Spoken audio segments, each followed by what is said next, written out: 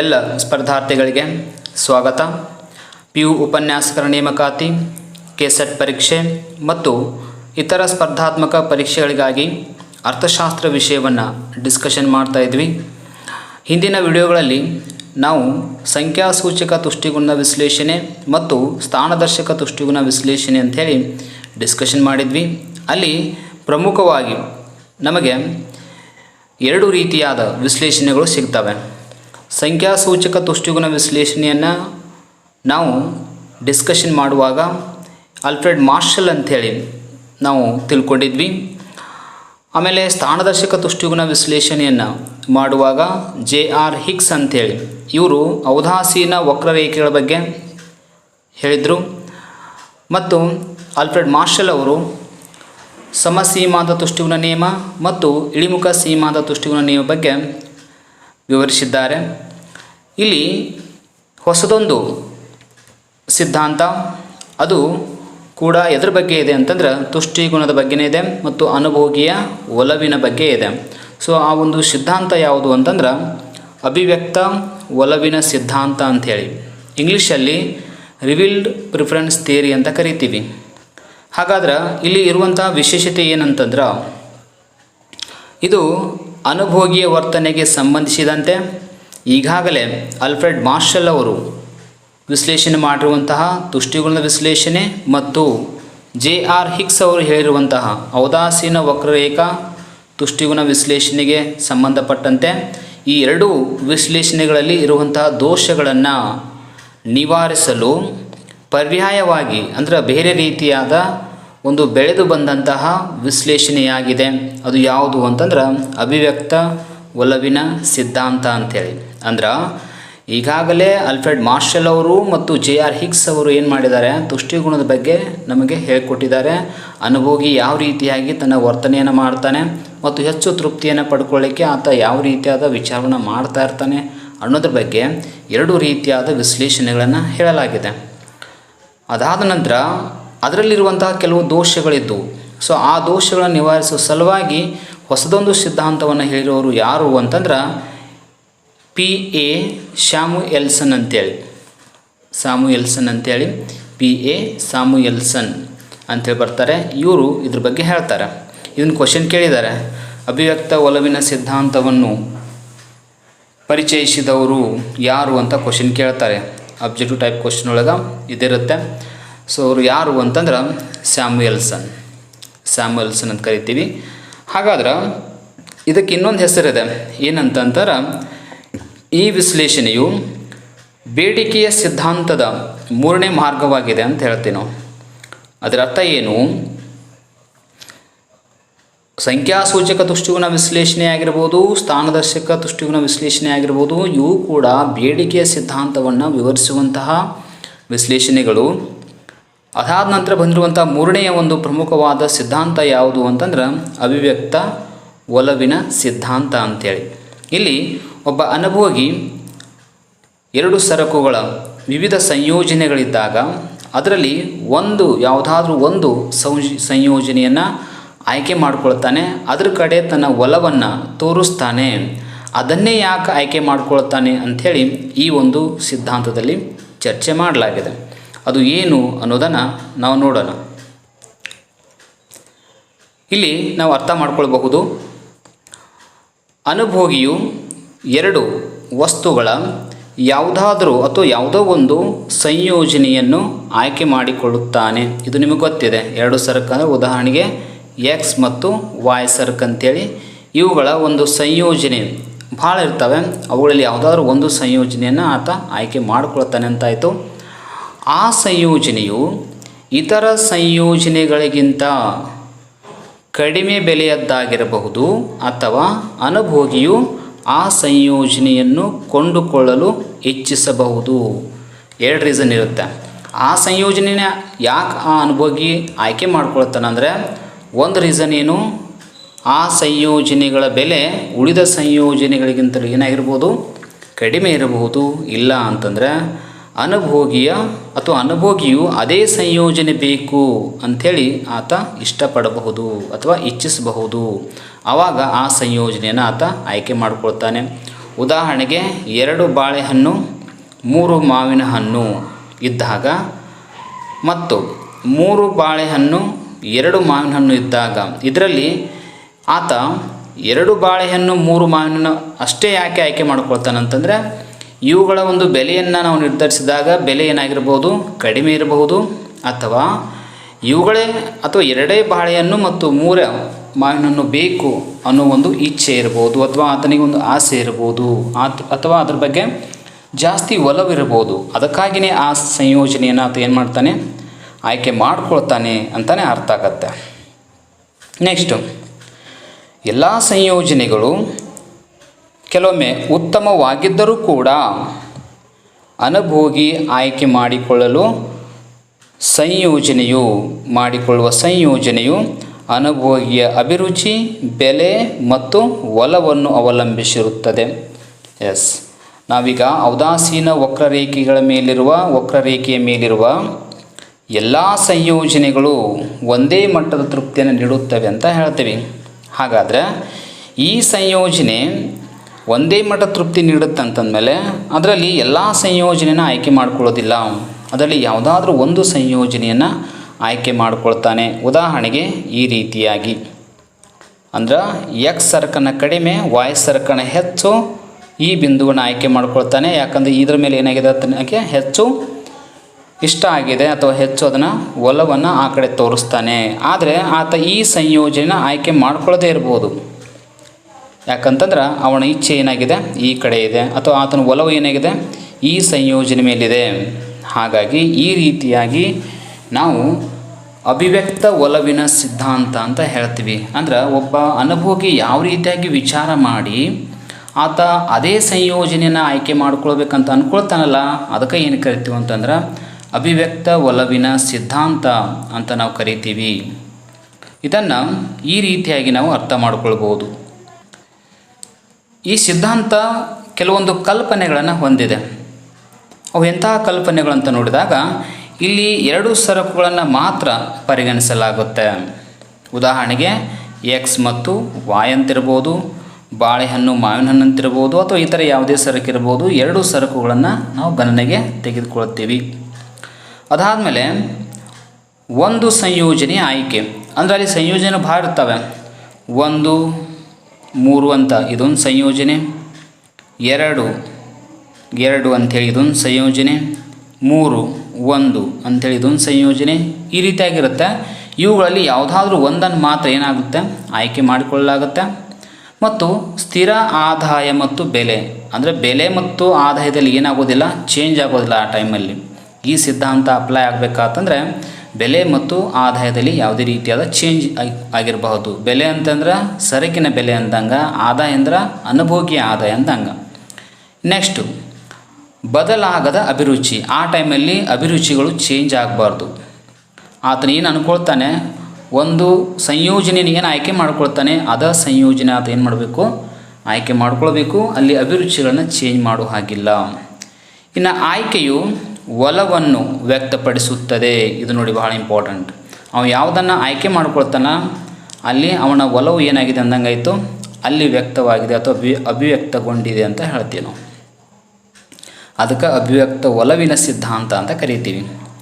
ಇನ್ನು ಅಧಿಕ ಗಾತ್ರದ ಸಂಯೋಜನೆ ಆಯ್ಕೆ. ಎಸ್, ಅದರೊಳಗೆ ಯಾವುದು ಹೆಚ್ಚು ಸಂಯೋಜನೆ ಅಥವಾ ಗಾತ್ರ ಎಷ್ಟು ಹೊಂದಿರುತ್ತೆ, ಯಾವುದು ಹೆಚ್ಚು ಗಾತ್ರ ಹೊಂದಿರುತ್ತೆ ಅಂಥ ಸಂಯೋಜನೆಯನ್ನು ಹೆಚ್ಚು ಆಯ್ಕೆ ಮಾಡ್ಕೊಳ್ತಿರ್ತಾನೆ, ಹೆಚ್ಚು ಅದ ಕಡೆ ಒಲವು ತೋರಿಸ್ತಿರ್ತಾನೆ ಅನುಭೋಗಿ ಅಂತ ಅರ್ಥ. ಇನ್ನು ಅನುಭೋಗಿಯ ವರ್ತನೆಯಲ್ಲಿ ಬದಲಾವಣೆ ಅಥವಾ ಬದಲಾವಣೆ ಆಗದೇ ಇರುವಂಥದ್ದು ಅಂತ ಅರ್ಥ. ಆತ ಆ ಟೈಮಲ್ಲಿ ಏನು ಮಾಡೋದಿಲ್ಲ, ಮನಸ್ಸನ್ನು ಚೇಂಜ್ ಮಾಡೋ ಹಾಗಿಲ್ಲ, ಬದಲಾವಣೆ ಆಗದಿರುವುದು ಅಂತ ಹೇಳ್ತೀವಿ.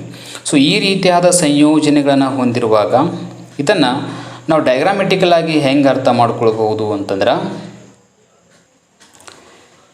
ಇಲ್ಲಿ ಡಯಾಗ್ರಾಮೆಟಿಕ್ ಆಗಿ ಈ ಅಭಿವ್ಯಕ್ತ ಒಲವಿನ ಸಿದ್ಧಾಂತವನ್ನು ನಾವು ಅರ್ಥ ಮಾಡ್ಕೊಳ್ಬೋದು ಬಹಳ ಈಸಿಯಾಗಿ. ಯಾಕಂದರೆ ಹಿಂದಿನ ಕ್ಲಾಸಲ್ಲಿ ಈ ಒಂದು ಇಂಥ ಡಯಾಗ್ರಾಮ್ ಬಗ್ಗೆನೂ ಕೂಡ ನಾವು ಡಿಸ್ಕಷನ್ ಮಾಡಿದ್ದೀವಿ. ಓಕೆನಾ. ಇಲ್ಲಿ ಈ ಕಡೆ ಎಕ್ಸ್ ಸರಕು, ಈ ಕಡೆ ವಾಯ್ ಸರಕನ್ನು ಗುರುತಿಸಲಾಗಿದೆ. ಈ ರೇಖೆ ಏನು ಹೇಳುತ್ತೆ ಅಂತಂದ್ರೆ ಅನುಭೋಗಿಯ ಆದಾಯ ಮತ್ತು ಬೆಲೆಗೆ ಸಮನಾಗಿರುವಂಥ ರೇಖೆಯಾಗಿದೆ. ಇದು ಕ್ಲಿಯರು. ಇದಾದ ಮೇಲೆ ಇಲ್ಲಿ 4 ಸಂಯೋಜನೆಗಳಿವೆ. ಎ, ಬಿ, ಸಿ ಮತ್ತು ಡಿ 4 ಸಂಯೋಜನೆಗಳಿವೆ. ಇದರಲ್ಲಿ ಯಾವುದಾದ್ರೂ ಒಂದನ್ನು ಮಾತ್ರ ಆಯ್ಕೆ ಮಾಡಿಕೊಳ್ತಾನೆ. ಹಾಗಾದರೆ ಡಿ ಸಂಯೋಜನೆಯನ್ನು ಆತ ಆಯ್ಕೆ ಮಾಡಿಕೊಳ್ಳೋದಿಲ್ಲ. ಯಾಕೆ ಮಾಡಿಕೊಳ್ಳೋದಿಲ್ಲ ಅಂದ್ರೆ ಆತನ ಆದಾಯ ಏನಾಗಿದೆ, ಇಷ್ಟಕ್ಕೆ ಸೀಮಿತ ಆಗಿದೆ, ಬೆಲೆನೂ ಇಷ್ಟ ಆಗಿದೆ. ಡಿ ಸಂಯೋಜನೆಯನ್ನು ಆತ ಆಯ್ಕೆ ಮಾಡಿಕೊಳ್ಳೋದಿಲ್ಲ. ಹಾಗಾದ್ರೆ ಆತ ಆಯ್ಕೆ ಮಾಡಿಕೊಳ್ಬೇಕಾದದ್ದು ತನ್ನ ಆದಾಯಕ್ಕೆ ಸಮವಿರುವ ಸಂಯೋಜನೆಗಳು 3 ಇವೆ. ಎ, ಬಿ, ಸಿ 3 ಇವೆ. ಈ 3ರಲ್ಲಿ ಆತ ಎ ಸಂಯೋಜನೆ ಆಯ್ಕೆ ಮಾಡಿಕೊಳ್ಳೋದಿಲ್ಲ ಮತ್ತು ಬಿ ಸಂಯೋಜನೆ ಆಯ್ಕೆ ಮಾಡಿಕೊಳ್ಳೋದಿಲ್ಲ. ಆತ ಆಯ್ಕೆ ಮಾಡಿಕೊಳ್ಳೋದು ಯಾವುದು ಅಂತಂದ್ರೆ ಸಿ ಸಂಯೋಜನೆಯನ್ನೇ ಆಯ್ಕೆ ಮಾಡಿಕೊಳ್ತಾನೆ. ಯಾಕೆ ಇದನ್ನು ಆಯ್ಕೆ ಮಾಡಿಕೊಳ್ತಾನೆ ಅಂತಂದ್ರೆ, ಆಗಲೇ ಹೇಳ್ದಂಗೆ ಅನುಭೋಗಿಯು ತನ್ನ ಒಲವನ್ನು ತೋರ್ಪಡಿಸ್ತಾನೆ. ಆತನಿಗೆ ಈ 3 ಸಂಯೋಜನೆಗಳಲ್ಲಿ ತನಗೆ ಅನುಕೂಲ ಮತ್ತು ತನ್ನ ಆದಾಯ ಮತ್ತು ಬೆಲೆಗಳಲ್ಲಿ ಆತ ಕೊಂಡುಕೊಳ್ಳಲಿಕ್ಕೆ ಸಾಧ್ಯವಿರುವಂಥದ್ದು ಮತ್ತು ಹೆಚ್ಚು ಆತನಿಗೆ ಇಷ್ಟವಾಗಿರುವಂಥದ್ದು ಯಾವ ಸಂಯೋಜನೆ ಅಂತಂದ್ರೆ ಸಿ ಸಂಯೋಜನೆ ಆಗುತ್ತೆ. ಯಾಕಂದರೆ ಎರಡೂ ಕೂಡ ಸಮ, X1 ಮತ್ತು Y1 ಸರಕು ಏನಾಗಿದೆ, ಸಮವಾಗಿದೆ ಮತ್ತು ಗರಿಷ್ಠ ಮಟ್ಟದಲ್ಲಿದೆ. ಅಂದರೆ 2 X ಸರಕು 2 Y ಸರಕು ಅಂದರೆ ಪ್ರಮಾಣ ಹೆಚ್ಚಾಯ್ತಿಲ್ಲಿ ಅಂತ ಅರ್ಥ. ಓಕೆನಾ? ಆಗಲೇ ನಾವು ಕಲ್ಪನೆ ಮಾಡುವಾಗ ಹೇಳಿದ್ವಿ ಪ್ರಮಾಣ ಹೆಚ್ಚಿದ್ದನ್ನು ಆಯ್ಕೆ ಮಾಡ್ಕೊಳ್ತಾನೆ ಅಂಥೇಳಿ. ಒಂದು ವೇಳೆ ಇಲ್ಲಿ ಹೋದರೆ ಏನಾಗುತ್ತೆ, ಇಲ್ಲಿ ಚೇಂಜ್ ಆಗುತ್ತೆ, ಈ ಸಂಯೋಜನೆ ಚೇಂಜ್ ಆಗುತ್ತೆ. ಇಲ್ಲಿ ಪ್ರಮಾಣ ಸೇಮ್ ಇರ್ಬೋದು, ಆದ್ರೆ ಆತ ವಿಚಾರ ಮಾಡೋದು ಹೇಗಿರುತ್ತೆ ಅಂದರೆ ಆತನಿಗೆ ಎರಡೂ ಕೂಡ ಈಕ್ವಲ್ ಆಗಿ ಬೇಕಾಗಿದೆ ಅಂತ ವಿಚಾರ ಮಾಡ್ತಾನೆ. ಆವಾಗ ಈ 2ರಲ್ಲಿ ಏನು ಮಾಡ್ತಾನೆ, ಸಿ ಸಂಯೋಜನೆಯನ್ನು ಆಯ್ಕೆ ಮಾಡ್ಕೊಳ್ತಾನೆ. ಇದಕ್ಕೆ ಪ್ರಮುಖ ಕಾರಣ ಅಂತಂದ್ರೆ ಆತನ ಅಭಿರುಚಿ ಆಗಿರ್ಬೋದು, ಆತನ ಒಲವು ಆಗಿರಬಹುದು, ಅಥವಾ ಆದಾಯ ಆಗಿರ್ಬೋದು, ಅಥವಾ ಸರಕಿನ ಬೆಲೆ ಆಗಿರ್ಬೋದು. ಈ ಎಲ್ಲ ಕಾರಣಗಳಿಂದ ಆತ ವಿಚಾರವನ್ನು ಮಾಡಿ ಲಾಸ್ಟಿಗೆ ಫೈನಲ್ ಆಗಿ ಡಿಸಿಷನ್ ಎದಕ್ಕೆ ಬರ್ತಾನಂದರೆ ಸಿ ಸಂಯೋಜನೆಯನ್ನೇ ಆಯ್ಕೆ ಮಾಡ್ಕೊಳ್ತಾನೆ. ಆವಾಗ ಏನು ಮಾಡೋದಿಲ್ಲ, ಎ ಮತ್ತು ಬಿ ಸಂಯೋಜನೆಯನ್ನು ಆಯ್ಕೆ ಮಾಡಿಕೊಳ್ಳೋದಿಲ್ಲ. ಆದರೆ ಎ, ಬಿ, ಸಿ 3 ಸಂಯೋಜನೆಗಳು ಏನಾಗಿವೆ, ಅನುಭೋಗಿ ಆದಾಯಕ್ಕೆ ಸಮ ಇವೆ. ಇದಕ್ಕೆ ಬಜೆಟ್ ರೇಖೆ ಅಂತ ಕೂಡ ಕರಿತೀವಿ, ಬೆಲೆ ರೇಖೆ ಅಂತೂ ಕೂಡ ಕರಿತೀವಿ. ಓಕೆನಾ? ಈ ರೀತಿಯಾಗಿ ಬೇರೆ ಬೇರೆ ಹೆಸರುಗಳಿಂದ ಕರಿತೀವಿ. ಆದ್ರೆ ಇಲ್ಲಿರುವಂಥ ಎಲ್ಲ 3 ಸಂಯೋಜನೆಗಳು ಒಂದೇ ಮಟ್ಟದ್ದಾಗಿವೆ. ಆದ್ರೆ ಅಲ್ಲಿ ಆತ ಆಯ್ಕೆ ಮಾಡಿಕೊಳ್ಳೋದು ಮಾತ್ರ ಯಾವುದನ್ನು ಮಾಡಿಕೊಳ್ತಾನೆ ಅಂತಂದ್ರೆ ಸಿ ಸಂಯೋಜನೆ. ಎಸ್, ಹಾಗಾಗಿ ಅನುಭೋಗಿಯ ಅವಿವ್ಯಕ್ತ ಒಲವಿನ ಸಿದ್ಧಾಂತ ಇದನ್ನು ಹೇಳುತ್ತೆ. ಉಳಿದ ಸಂಯೋಜನೆಗಿತ್ತನು ಒಂದೇ ಸಂಯೋಜನೆ ಆಯ್ಕೆ ಮಾಡ್ಕೊಳ್ತಾನೆ, ಅದು ಆತನಿಗೆ ಭಾಳ ಇಷ್ಟ ಆಗುತ್ತೆ, ಅಂಥ ಸಂಯೋಜನೆ ಆಯ್ಕೆ ಮಾಡ್ಕೊಳ್ತಾನೆ. ಅದಕ್ಕೆ ಏನು ಕರಿತೀವಿ ಅಂದ್ರೆ ಅವಿವ್ಯಕ್ತ ಒಲವಿನ ಸಿದ್ಧಾಂತ ಅಂತ ಕರಿತೀವಿ. ಹಾಗಾದ್ರೆ ಇದಕ್ಕೆ ಸಂಬಂಧಪಟ್ಟ ಹಾಗೆ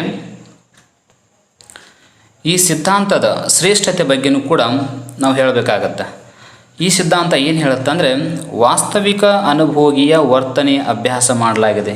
ನಿಜವಾಗ್ಲೂ ಒಬ್ಬ ಅನುಭೋಗಿ ಯಾವ ರೀತಿಯಾಗಿ ವಿಚಾರ ಮಾಡ್ತಾನೆ ಅನ್ನೋದನ್ನು ವಾಸ್ತವಿಕವಾಗಿ ಹೇಳಿಕೊಡಲಾಗಿದೆ.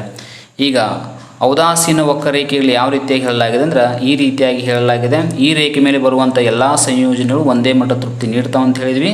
ಬಟ್ ಅದರಲ್ಲಿ ಆತ ಯಾವುದನ್ನು ಆಯ್ಕೆ ಮಾಡ್ಕೊಳ್ತಾನೆ ಅನ್ನೋದನ್ನು ಕನ್ಫರ್ಮೇಷನ್ನ ಎಲ್ಲಿ ಕೊಟ್ಟಿಲ್ಲ, ಔದಾಸೀನ ವಕ್ರರೇಖೆಗಳ ವಿಶ್ಲೇಷಣೆಯಲ್ಲಿ ಕೊಟ್ಟಿಲ್ಲ. ಅದೇ ಥರ ಸಂಖ್ಯಾಸೂಚಕ ತುಷ್ಟುಗುಣ ವಿಶ್ಲೇಷಣೆಯಲ್ಲಿಯೂ ಕೂಡ ಯಾವ ಬಿಂದುವನ್ನು ಆತ ಆಯ್ಕೆ ಮಾಡ್ಕೊಳ್ತಾನೆ, ಎಕ್ಸಾಕ್ಟಾಗಿ ಯಾವುದನ್ನು ಮಾಡ್ಕೊಳ್ತಾನೆ ಅನ್ನೋದು ಕೂಡ ಕ್ಲಿಯರಾಗಿ ಕೊಟ್ಟಿಲ್ಲ. ಆದರೆ ಅಭಿವ್ಯಕ್ತ ಒಲವಿನ ಸಿದ್ಧಾಂತದಲ್ಲಿ ಇದನ್ನು ಕ್ಲಿಯರ್ ಮಾಡಲಾಗಿದೆ. ಹಾಗಾಗಿ ವಾಸ್ತವಿಕ ಅನುಭೋಗಿಯ ವರ್ತನೆಯ ಅಭ್ಯಾಸವನ್ನು ಇದು ಮಾಡಲಾಗಿದೆ.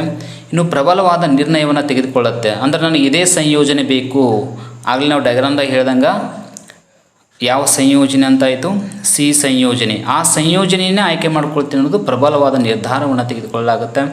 ಇನ್ನು ನಿರಂತರತೆ ಇಲ್ಲದಿರುವಿಕೆ ಅಂದರೆ ಒಂದನ್ನು ಒಂದು ಚೇಂಜ್ ಮಾಡ್ಕೊತ ಹೋಗ್ತಾ ಇರೋದಲ್ಲ, ಅಲ್ಲಿ ಸ್ಥಿರವಾದಂಥ ವಿಚಾರ ಇದೆ ಅಂತ ಅರ್ಥ. ಇನ್ನು ತೃಪ್ತಿಯನ್ನು ಹೆಚ್ಚಿಸಿಕೊಳ್ಳುವ ಬಗೆಗೆ ಸಮಂಜಸ ಭಾವನೆಯನ್ನು ವ್ಯಕ್ತಪಡಿಸಲಾಗಿದೆ. ಅಂದರೆ ಆತ ಅಲ್ಲಿ ಎ, ಬಿ, ಸಿ ಅಂಥೇಳಿ 4 ಸಂಯೋಜನೆಗಳಿವೆ. ಆ ಸಂಯೋಜನೆಗಳಲ್ಲಿ ತನ್ನ ತೃಪ್ತಿ ಯಾವುದರಲ್ಲಿ ಹೆಚ್ಚು ಸಿಗುತ್ತೆ ಅನ್ನೋದನ್ನು ವಿಚಾರ ಮಾಡಿ ಸೆಲೆಕ್ಟ್ ಮಾಡ್ಕೊಳ್ತಾನೆ. ಹಾಗಾಗಿ ತೃಪ್ತಿಯನ್ನು ಹೆಚ್ಚಿಸಿಕೊಳ್ಳುವ ಬಗ್ಗೆ ಸಮಂಜಸವಾದ ಭಾವನೆ ವ್ಯಕ್ತಪಡಿಸಲಾಗಿದೆ. ನೆಕ್ಸ್ಟು ಅನುಭೋಗಿ ವರ್ತನೆಯ ಬಗ್ಗೆ ಸಮಂಜಸ ಆಯ್ಕೆಯ ಪ್ರತಿಪಾದನೆ ಮಾಡಲಾಗಿದೆ. ಅನುಭೋಗಿ ವರ್ತನೆ ಹೆಂಗೆ ಮಾಡ್ತಾನೆ ಮತ್ತು ಅದಕ್ಕೆ ತಕ್ಕ ಹಾಗೆ ಆತ ಹೇಗೆ ಆಯ್ಕೆ ಮಾಡಿಕೊಳ್ತಾನೆ ಅನ್ನೋದನ್ನು ಈ ಅಭಿವ್ಯಕ್ತ ಒಲವಿನ ಸಿದ್ಧಾಂತದಲ್ಲಿ ಸರಿಯಾಗಿ ಹೇಳಿಕೊಡಲಾಗಿದೆ ಅಂತ ಹೇಳ್ತೀವಿ. ಸೊ ಇದು ಈ ಒಂದು ಅಭಿವ್ಯಕ್ತ ಒಲವಿನ ಸಿದ್ಧಾಂತದ ಶ್ರೇಷ್ಠತೆ ಬಗ್ಗೆ. ಇನ್ನು ಕೆಲವು ಯಾವುದೇ ಸಿದ್ಧಾಂತ ಆಗಿರಲಿ ಅದು ಎಷ್ಟೇ ಶ್ರೇಷ್ಠತೆಯನ್ನು ಹೊಂದಿದ್ರೂ ಕೂಡ ಅಲ್ಲಿ ಕೆಲವೊಂದು ದೋಷಗಳು ಕಂಡುಬರ್ತವೆ. ಅಂತಹ ದೋಷಗಳು ಯಾವುವು ಅಂತ ನಾವು ಇಲ್ಲಿ ಸ್ವಲ್ಪ ನೋಡ್ಕೊಳ್ಬಹುದು. ಇವುಗಳನ್ನ ಟೀಕೆಗಳಂದರೂ ಕೂಡ ಕರೀಬಹುದು, ವಿಮರ್ಶೆ ಅಂತರೂ ಕೂಡ ಕರೀಬಹುದು. ಎಸ್, ಹಾಗಾದ್ರೆ ಏನು ಮಾಡಲಾಗಿದೆ ಈ ಒಂದು ಅಭಿವ್ಯಕ್ತ ಒಲವಿನ ಸಿದ್ಧಾಂತದಲ್ಲಿ ಏನು ಹೇಳಿಕೊಡಲಾಗಿದೆ ಅಂದ್ರೆ ಅದು ಏನು ಮಿಸ್ ಮಾಡಲಾಗಿದೆ ಅಂಥೇಳಿ, ಅನುಭೋಗಿಯ ಔದಾಸೀನ್ಯದ ಬಗ್ಗೆ ಅಸಮಂಜಸ ಭಾವನೆ ಅಂತ ತೋರ್ಪಡಿಸಲಾಗಿದೆ. ಅಂದರೆ ಅನುಭೋಗಿ ಔದಾಸೀನ್ಯದಿಂದ ಹೇಗಿರ್ತಾನೆ, ಒಂದು ರೇಖೆ ಇದೆ ಅಂತಂದಮೇಲೆ ಆ ರೇಖೆ ಎಲ್ಲದರ ಮೇಲೆ ಏನಾಗಿರುತ್ತೆ, ಔದಾಸೀನ್ಯದಿಂದ ಇರ್ತಾನೆ, ಯಾವ್ದು ಬೇಕಾದರೂ ಆಯ್ಕೆ ಮಾಡ್ಕೊಳ್ಬಹುದು ಅಂತ ಅರ್ಥ. ಅದಕ್ಕೆ ನಾವು ಔದಾಸೀನ್ಯ, ಇಂಡಿಫರೆನ್ಸ್ ಅಂದರೆ ವ್ಯತ್ಯಾಸ ಇಲ್ಲದಿರುವಿಕೆ ಅಂತ ಕರಿತೀವಿ. ಇಂಡಿಫರೆನ್ಸ್ ಅಂದರೆ ಅರ್ಥ ಏನು, ಡಿಫರೆನ್ಸ್ ಅಪೋಸಿಟ್ ವರ್ಡ್ ಇಂಡಿಫರೆನ್ಸ್. ಹಾಗಾಗಿ ವ್ಯತ್ಯಾಸ ಇಲ್ಲದಿರುವಿಕೆಗೆ ನಾವೇನು ಕರಿತೀವಿ, ಔದಾಸೀನ್ಯ ಅಂತ ಕರಿತೀವಿ. ಆಗಲೇ ಹೇಳಿದಂಗೆ ಅಲ್ಲಿ ಒಂದು ಏನಾಗಿತ್ತು, ಬೆಲೆ ರೇಖೆ ಇತ್ತು, ಆದಾಯ ರೇಖೆ ಇತ್ತು, ಅದ್ರ ಮೇಲೆ ಬಂದಂಥ ಎ ಬಿ ಸಿ ಇವು ಮೂರು ಸಂಯೋಜನೆಗಳು ಒಂದೇ ಮಟ್ಟದ್ದಾಗಿವೆ. ಆದರೆ ಇಲ್ಲೇನು ಮಾಡಲಾಗಿದೆ, ಈ ಒಂದು ಇದರಲ್ಲಿ ಅಭಿವ್ಯಕ್ತ ಒಲವಿನ ಸಿದ್ಧಾಂತದಲ್ಲಿ ಏನು ಮಾಡಲಾಗಿದೆ, ಯಾವುದಾದ್ರೂ ಒಂದನ್ನು ಮಾತ್ರ ಆಯ್ಕೆ ಮಾಡಿಕೊಳ್ಳಲಾಗಿದೆ. ಹಾಗಾಗಿ ಔದಾಸೀನ್ಯದಿಂದ ಇರುವಂಥದ್ದನ್ನು ಏನು ಮಾಡಲಾಗಿದೆ, ಅಸಮಂಜಸವಾದ ಭಾವನೆಯಿಂದ ವ್ಯಕ್ತಪಡಿಸಲಾಗಿದೆ. ಇದು ರಾಂಗ್ ಅಂತ ಹೇಳ್ತಾರೆ ಕೆಲವೊಬ್ಬರು. ಇನ್ನು ಗಿಪ್ಪನ್ನನ ವಿರೋಧಾಭಾಸ ವಿವರಿಸಲು ಅಶಕ್ತತೆ. ಕೆಲವೊಮ್ಮೆ ಏನಾಗುತ್ತಂತಂದರೆ ಕೆಲವು ಸರಕುಗಳ ಬೆಲೆ ಹೆಚ್ಚಾದರೂ ಕೂಡ ಅವುಗಳ ಬೇಡಿಕೆ ಏನಾಗೋದಿಲ್ಲ, ಚೇಂಜ್ ಆಗೋದಿಲ್ಲ. ಹಾಗಾಗಿ ಅಂತಹ ಸಂದರ್ಭದಲ್ಲಿ ಈ ಒಂದು ನಿಯಮ ಅಪ್ಲೈ ಆಗೋದಿಲ್ಲ ಅಥವಾ ಸರಿಯಾಗಿ ವಿವರಣೆ ಮಾಡಿಲ್ಲ ಅಂತ ಹೇಳ್ತಾರೆ. ಇನ್ನು ಆದಾಯದ ಮತ್ತು ಬದಲಿಕೆಯ ಪರಿಣಾಮಗಳ ಬಗ್ಗೆ ವ್ಯತ್ಯಾಸವನ್ನು ವಿವರಿಸಿಲ್ಲ ಮತ್ತು ಸರಕುಗಳ ಆಯ್ಕೆಯು ಒಲವನ್ನು ಸೂಚಿಸುವ ಕಷ್ಟ ಸಾಧ್ಯ. ನೋಡಿರಿ, ಕೇವಲ ಸರಕುಗಳನ್ನ ಆಯ್ಕೆ ಮಾಡಿಕೊಳ್ಳೋದ್ರಿಂದ ಅನುಭೋಗಿಯ ಒಲವನ್ನು ಸರಿಯಾಗಿ ನಾವು ಗುರುತು ಮಾಡ್ತೀವಿ ಅಂತ ಹೇಳಿಕ್ಕೆ ಸಾಧ್ಯ ಇಲ್ಲ. ಅದು ಕೆಲವೊಮ್ಮೆ ಸಾಮಾನ್ಯ ಕೂಡ ಆಗಿರಬಹುದು ಅಂತ ಕೂಡ ಹೇಳ್ತಾರೆ. ಇನ್ನು ಮಾರುಕಟ್ಟೆ ಬೇಡಿಕೆ ರೇಖೆಯನ್ನು ವಿಶ್ಲೇಷಿಸಲು ಅಸಮರ್ಥತೆ. ಎಸ್, ನಿಜವಾಗ್ಲೂ ಹೇಳಬೇಕಂದ್ರೆ ಈ ರೀತಿಯಾಗಿ ಇದು ಬೇಡಿಕೆ ರೇಖೆಯಾಗಿರುತ್ತೆ. ಇದನ್ನು ವ್ಯಕ್ತಪಡಿಸುವ ಸಂದರ್ಭದಲ್ಲಿ ಇದರ ಬಗ್ಗೆಯೂ ಕೂಡ ವಿಶ್ಲೇಷಣೆ ಮಾಡಲಿಲ್ಲ ಅಂತ ಅರ್ಥ ಆಗುತ್ತೆ. ಇನ್ನು ವಾಸ್ತವ ಅನುಭೋಗಿಯ ವರ್ತನೆಯ ವೈಜ್ಞಾನಿಕ ವಿಶ್ಲೇಷಣೆಯಲ್ಲಿ ಸೋಲು. ನಿಜವಾಗಲೂ ವಾಸ್ತವಿಕವಾಗಿ ಒಬ್ಬ ಅನುಭೋಗಿ ಅದೇ ಥರ ವಿಚಾರವನ್ನು ಮಾಡ್ತಾನೆ, ಆದ್ರೆ ಅಲ್ಲಿ ಏನಾಗಿರುತ್ತೆ ಅಂತಂದ್ರೆ ಆತ ಅಷ್ಟೊಂದು ವೈಜ್ಞಾನಿಕವಾಗಿ ಇದನ್ನು ವಿಶ್ಲೇಷಣೆಯನ್ನು ಮಾಡಿಲ್ಲ ಅನ್ನೋದು ಈ ಒಂದು ಸಿದ್ಧಾಂತದ ಟೀಕೆ ಅಂತ ಹೇಳ್ತೀವಿ. ಹಾಗಾದ್ರೆ ನೆಕ್ಸ್ಟು ನಾವು ನೋಡಬಹುದಾದಂತಹ ಇಂಪಾರ್ಟೆಂಟ್ ಕಾನ್ಸೆಪ್ಟ್ ಯಾವುದು ಅಂತಂದ್ರೆ, ಇಲ್ಲಿ ಒಂದು ವಿಶೇಷವಾದಂಥದ್ದನ್ನು ನಾವು ಇಲ್ಲಿ ಡಿಸ್ಕಷನ್ ಮಾಡ್ತಾ ಇದ್ವಿ. ಯಾವುದು ಅಂತಂದ್ರೆ ಅನುಭೋಗಿಯ ಪರಮಾಧಿಕಾರ ಅಥವಾ ಸಾರ್ವಭೌಮತ್ವ ಅಥವಾ ಇಂಗ್ಲೀಷಲ್ಲಿ ಕನ್ಸ್ಯೂಮರ್ ಸಾವರೆಂಟಿ ಅಂತ ಕರಿತೀವಿ. ಹೀಗಂದ್ರೆ ಏನು ಅಂತ ನೋಡಿದಾಗ ಇಲ್ಲಿ ನಿಜವಾಗ್ಲೂ ಹೇಳಬೇಕಂತಾರೆ ಜಗತ್ತಿನ ಯಾವುದೇ ಆರ್ಥಿಕತೆಯಲ್ಲಿ ಅಲ್ಲಿ ಈ ಅನುಭೋಗಿ ಅಥವಾ ಅನುಭೋಗ ಅನ್ನೋದು ಪ್ರಮುಖವಾದ ಸ್ಥಾನವನ್ನು ಪಡೆದುಕೊಳ್ಳುತ್ತೆ. ಹಾಗಾಗಿ ಇಲ್ಲಿ ಎಲ್ಲ ಆರ್ಥಿಕ ಚಟುವಟಿಕೆಗಳ ಮೂಲ ಆಧಾರವೇ ಏನಾಗಿರುತ್ತಂದ್ರೆ ಅನುಭೋಗ ಇಲ್ಲ ಅಂದರೆ ಜಗತ್ತಿನಲ್ಲಿ ಯಾವುದೂ ಇಲ್ಲನೇ ಅಂತ ಅರ್ಥ. ಹಾಗಾಗಿ ಅನುಭೋಗಿ ಏನಾಗಿರ್ತಾನೆ, ಪರಮಾಧಿಕಾರಿಯಾಗಿರುತ್ತಾನೆ ಅಥವಾ ಸಾರ್ವಭೌಮತ್ವವನ್ನು ಪಡೆದುಕೊಂಡಿರ್ತಾನೆ. ಹಾಗಂದ್ರೆ ಒಬ್ರು ಹೇಳ್ತಾರೆ, ಯಾರಂತ್ರ ಫ್ರೆಡರಿಕ್ ಬೆನ್ಹ್ಯಾಮ್ ಅವರು ಹೇಳುವಂತೆ ಏನು ಹೇಳ್ತಾರಂತಂದ್ರೆ, ಬಂಡವಾಳಶಾಹಿ ಪದ್ಧತಿಯಲ್ಲಿ ಅನುಭೋಗಿಯೇ ರಾಜ ಅಥವಾ ರಾಜ್ಯ ಅಲ್ಲ ರಾಜ ಅಂತ ಆಗಬೇಕದು, ರಾಜ್ಯವನ್ನು ಕ್ಯಾನ್ಸಲ್ ಮಾಡಿರಿ, ಅದು ಕೇವಲ ಏನಾಗಬೇಕು ರಾಜ. ಎಸ್, ರಾಜ ಅಂತೇಳಿ ಅಂದ್ರೆ ಬಂಡವಾಳಶಾಹಿ ಪದ್ಧತಿಯಲ್ಲಿ ಅನುಭೋಗಿಯೇ ನಿಜವಾದ ರಾಜ. ಅನುಭೋಗಿ ಇಲ್ಲ ಅಂತಂದರೆ ಆ ಆರ್ಥಿಕತೆ ಇರಲಿಕ್ಕೆ ಸಾಧ್ಯ ಇಲ್ಲ ಅನ್ನೋದನ್ನು ಬೆನ್ಹ್ಯಾಮ್ ಅವರು ಹೇಳ್ತಾರೆ. ಅಂದರೆ ನಾವು ಅರ್ಥ ಮಾಡ್ಕೊಳ್ಬೇಕು, ಇಲ್ಲಿ ಅನುಭೋಗಿಯ ಪರಮಾಧಿಕಾರ ಅಂತಂದರೆ ಮತ್ತೇನೂ ಅಲ್ಲ, ಅನುಭೋಗಿಯ ಶ್ರೇಷ್ಠ. ಅನುಭೋಗಿ ಇಲ್ಲ ಅಂತಂದರೆ ಜಗತ್ತಿನಲ್ಲಿ ಯಾವುದೂ ಇಲ್ಲ ಅಂತ ಅನಿಸ್ಕೊಳ್ಳುತ್ತೆ. ಹಾಗಾದ್ರೆ ಇದಕ್ಕೆ ಕೆಲವೊಂದು ಮಿತಿಗಳನ್ನು ಕೂಡ ನಾವು ಹೇಳಬಹುದು. ಕೆಲವೊಮ್ಮೆ ಏನಾಗುತ್ತಂದ್ರೆ ಸೀಮಿತ ಆದಾಯವಿದ್ದಾಗ ಅಥವಾ ಆದಾಯ ನಮ್ಮಲ್ಲಿ ಕಡಿಮೆ ಇತ್ತಂದ್ರೆ ನಾವು ಜಾಸ್ತಿ ಅನುಭವ ಮಾಡೋಕ್ಕಾಗಂಗಿಲ್ಲ. ಅಥವಾ ಸರ್ಕಾರದ ನಿಯಂತ್ರಣ ಹೆಚ್ಚಿದ್ದಾಗ ಜಾಸ್ತಿ ಅನುಭೋಗ ಮಾಡಲಿಕ್ಕಾಗಂಗಿಲ್ಲ. ತಂತ್ರಜ್ಞಾನದ ಸ್ಥಿತಿ ಹೆಚ್ಚಳವಿದ್ದಾಗ ಅನುಭೋಗ ಕಡಿಮೆ ಆಗುತ್ತೆ. ಹಣದುಬ್ಬರವಿದ್ದಾಗ ಅಂದರೆ ಸರಕುಗಳ ಬೆಲೆ ಹೆಚ್ಚಾದಾಗ ಅನುಭೋಗ ಕಡಿಮೆ ಆಗುತ್ತೆ. ಏಕಸ್ವಾಮ್ಯವಿದ್ದಾಗ ಅಥವಾ ಏಕಸ್ವಾಮ್ಯ ಅಂತ ಕರಿತೀವಿ, ಏಕಸ್ವಾಮ್ಯ ಇಲ್ಲ ಏಕಸ್ವಾಮ್ಯ ಅಂಥೇಳಿ, ಆವಾಗಲೂ ಕೂಡ ನಾವು ಸರಕುಗಳನ್ನು ಖರೀದಿ ಮಾಡಲಿಕ್ಕೆ ಆಗೋದಿಲ್ಲ ಹೆಚ್ಚು. ಆಮೇಲೆ ತೆರಿಗೆ ಹೊರೆ ಹೆಚ್ಚಾದಾಗ ನಾವು ಹೆಚ್ಚು ಸರಕುಗಳನ್ನು ಖರೀದಿ ಮಾಡಲಿಕ್ಕಾಗಂಗಿಲ್ಲ ಅಥವಾ ಅನುಭೋಗ ಮಾಡಲಿಕ್ಕಾಗಂಗಿಲ್ಲ. ಆಮೇಲೆ ಸಾಂಪ್ರದಾಯಿಕ ಸಂಪ್ರದಾಯಗಳು ಮತ್ತು ರೂಢಿಗಳಿದ್ದಾಗ ಕೆಲವೊಮ್ಮೆ ನಾವು ಭಾಳ ರಿಸ್ಟ್ರಿಕ್ಟೆಡ್ ಆಗಿ ಲೈಫನ್ನು ಲೀಡ್ ಮಾಡ್ತಾ ಇರ್ತೀವಿ. ಆಮೇಲೆ ಇಂಥ ಮುಂತಾದ ಹಲವು ಸಮಸ್ಯೆಗಳಿಂದ ಒಬ್ಬ ಅನುಭೋಗಿ ಏನಾಗೋಕ್ಕಾಗೋದಿಲ್ಲ ಅಂದ್ರೆ ಪರಮಾಧಿಕಾರಿಯಾಗಿರುವುದಿಲ್ಲ. ಯಾಕಂತಂದ್ರೆ ಇಂತಹ ಕೆಲವೊಂದು ಸಮಸ್ಯೆಗಳಿಂದ ಈ ಅನುಭೋಗಿ ಪರಮಾಧಿಕಾರ ಅನ್ನೋದು ಸಾಧ್ಯವಿಲ್ಲ ಅಂಥೇಳಿ ಕೆಲವೊಂದು ಮಿತಿಗಳನ್ನು ಹೇಳಲಾಗುತ್ತೆ. ಆ ಮಿತಿಗಳು ಯಾವಪ್ಪ ಅಂದ್ರೆ ಇವಾಗಿರ್ತವೆ. ಇದು ಇಲ್ಲಿ ಒಂದು ಅನುಭೋಗದ ನಿಯಮವನ್ನು ವ್ಯಕ್ತಪಡಿಸಲಾಗಿದೆ. ಯಾವುದು ಅಂತಂದ್ರೆ ಇದು ಎಂಗಲ್ಸ್ ಅನುಭೋಗದ ನಿಯಮ ಅಂತ ಕರಿತೀವಿ. The law of angles, law of consumption ಅಂತ ಕರಿತೀವಿ. ಇದು ಏನು ಹೇಳುತ್ತೆ ಅಂತಂದ್ರೆ ಇಲ್ಲಿ ಅನುಭೋಗಿ ತನ್ನ ಆದಾಯ ಹೆಚ್ಚಳವಾದಂತೆ ಆತ ವೆಚ್ಚ ಹೇಗೆ ಮಾಡ್ತಾನೆ ಅನ್ನೋದ್ರ ಬಗ್ಗೆ ಈ ಒಂದು ನಿಯಮ ಇದೆ. ಈ ನಿಯಮ ಭಾಳ ಸಿಂಪಲ್ ಆಗಿರುವಂಥದ್ದು, ಆದರೆ ಕ್ವಶನನ್ನು ಕೇಳ್ತಿರ್ತಾರೆ. ಸೊ ಇವ್ರ ಪ್ರಕಾರ ಏನು ಹೇಳ್ತಾರೆ ಅಂತಂದ್ರೆ, ಎಂಗಲ್ಸ್ ಅನ್ನೋರ ಪ್ರಕಾರ ಏನಿದೆ ಅಂತಂದ್ರೆ ಜನರ ಜೀವನ ಮಟ್ಟ ಅಥವಾ ಕುಟುಂಬ ಆಯವ್ಯಯ ಅಂತಂದ್ರೆ ಒಂದು ರೀತಿಯಾಗಿ ಆದಾಯ ಮತ್ತು ವೆಚ್ಚದ ವ್ಯವಹಾರ ಅಂಥೇಳಿ, ಆಯವ್ಯಯದ ಅಧ್ಯಯನದ ಆಧಾರದ ಮೇಲೆ ಎಂಗಲ್ಸ್ ಏನು ಮಾಡ್ತಾರೆ ಅಂತಂದ್ರೆ ಅನುಭೋಗದ ನಿಯಮವನ್ನು ನಿರೂಪಿಸಿದ್ದಾರೆ.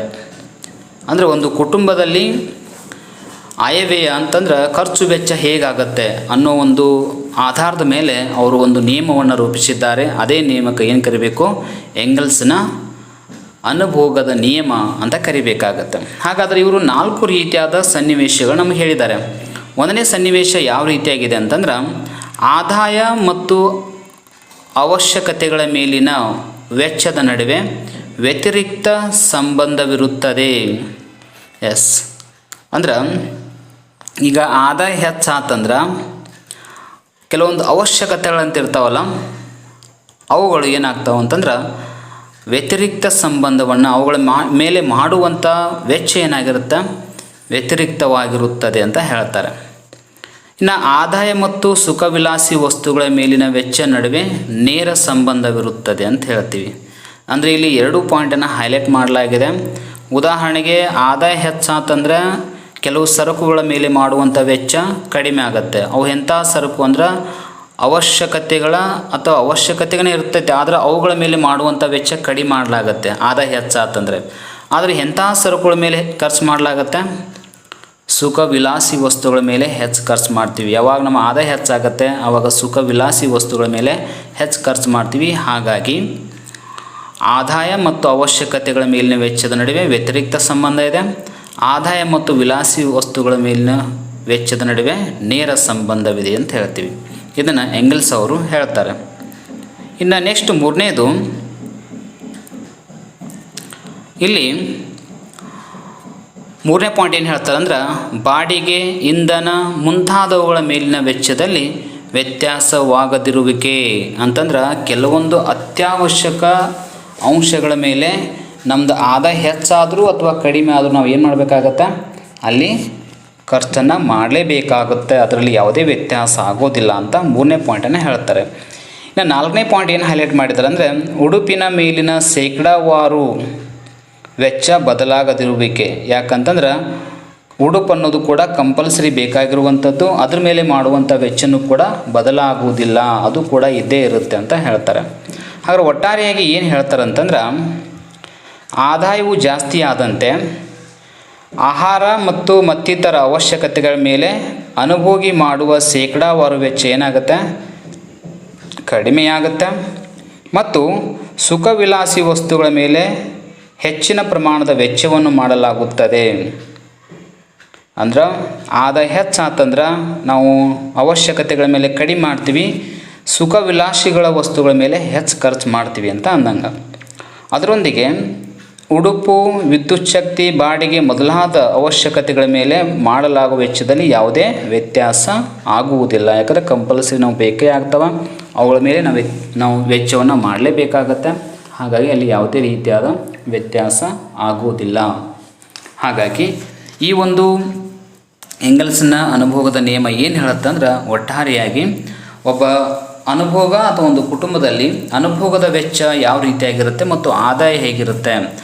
ಆದಾಯ ಹೆಚ್ಚಳವಾದಂತೆ ಅವಶ್ಯಕತೆಗಳ ಮೇಲೆ ಮಾಡುವಂಥ ವೆಚ್ಚ ಕಡಿಮೆ ಆಗುತ್ತೆ, ವಿಲಾಸಿ ವಸ್ತುಗಳ ಮೇಲೆ ಮಾಡುವಂಥ ವೆಚ್ಚ ಅಧಿಕವಾಗುತ್ತದೆ ಅನ್ನೋದೇ ಈ ಒಂದು ನಿಯಮದ ಸಾರಾಂಶವಾಗಿದೆ.